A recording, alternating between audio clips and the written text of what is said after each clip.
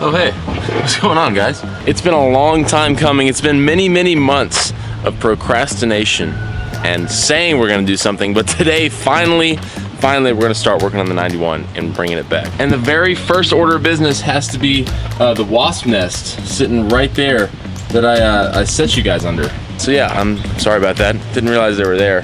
They're kind of chilling though. I'm not really chilling with them. So I'm not gonna lie, I completely forgot that this truck doesn't have a battery in it, which kind of makes things a little bit difficult. So the plan of what we need to do to this truck, we need a battery, obviously, which kind of sucks. I don't want to pay money.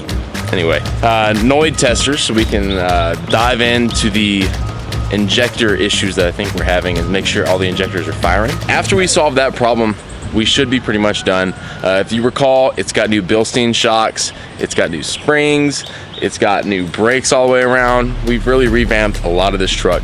We just haven't been able to drive it yet. Now when all that's done, or maybe before, depending on how today goes, we have to work on the paint on this truck because it's bad. It's been sitting in the sun for a long time. I thought it was a lost cause, but yesterday evening I had a brilliant idea to try to compound it, and I gotta say, that's the paint we're working with, and it shined up to that, just with one pass of compound. Same with the white. We're dealing with this really off-white and then that nice shine where I tried to compound it. So there might be hope to save at least some of the paint. Now in areas like the bed, paint's gone, so there's not much we can do about that. We're still gonna try to shine up that area anyway, see what we can do.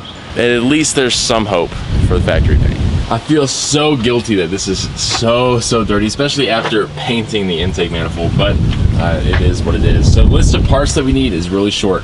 EGR, this whole tube is completely rusted in half. So we need to either block that off or get a whole new tube for that. AC does not work. Battery, got to do that. And after that, we're pretty much done in here.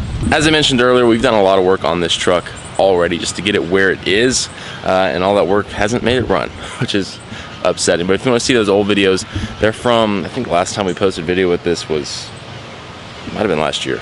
The interior though, the interior, I will have you note, is just about pristine. There's one little clip that I got to fix down there, but the interior on this truck is incredible. Again, this only has a little over 90,000 original miles. It's been in the family since it was new, bought off the showroom floor in 1991. So we got a couple small predicaments right off the bat. Number one, they're working on the road behind us, which is great, but it's a little noisy. Number two, I don't have wasp spray, but I do have brake clean. I think it'll work. Hey, fellers, this doesn't seem smart. Anyway,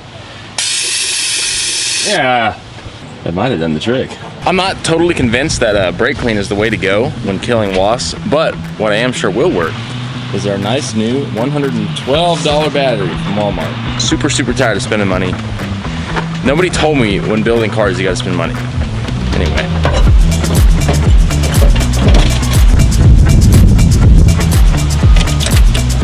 So theoretically, we should have power now. There's been a lot of theoreticals with this truck though. The light, that's a good sign. Will it start? Not a chance of it starting. But we're gonna try anyway. See what we got.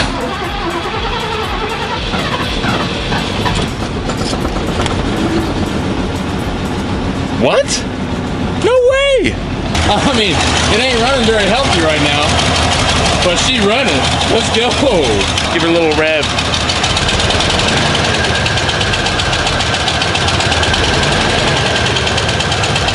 Mint. There's a misfire. A couple things to note. That's why we got the Noid lights. Oh, we got Noid lights, so we can test that. Number two, it's got a very badly cracked exhaust manifold. We're gonna work on that. So we just got to figure out this misfire. I was not expecting it to start up. Also, the gas, bad. Now that by some miracle it cranked up and started, which I was not expecting, let me educate you a little bit about Noid lights if you don't know what they are. So this right here is a Noid light. This one's for a GM, but it happens to be the one that fits our injector. So it's just a little light that pulses when the injector is supposed to pull. So this is how we can tell if the injector is actually getting power and firing like it's supposed to. So what we'll do, we're gonna plug this into the injector that I think is not firing We'll see if it's coming on, see if there's light. Then we'll plug it into a different one that I know is firing correctly so we can see if there's any difference in brightness. So we got the Noid light plugged in to the injector harness, just like so. Now we're gonna crank the truck up so we can observe. Now you don't have to have a truck or a car running for this to work, you just have to be cranking it. However, there's only one of me. So we're just gonna make it running. I don't think it's firing anyway. We'll find out. Yeah, there's not really a change in how it's running. Absolutely nothing. Well, now that we know that, we're gonna go ahead and take the Noid light out and we're gonna swap it with an injector that we know is firing correctly, and hopefully we get a light. If not, then it's probably an operator error. Now we should notice a difference in how the truck runs this time because we know that injector's good, so it won't be firing. So we're running on 6 cylinders now. Oh yeah, if you don't like it. That's what it's supposed to look like.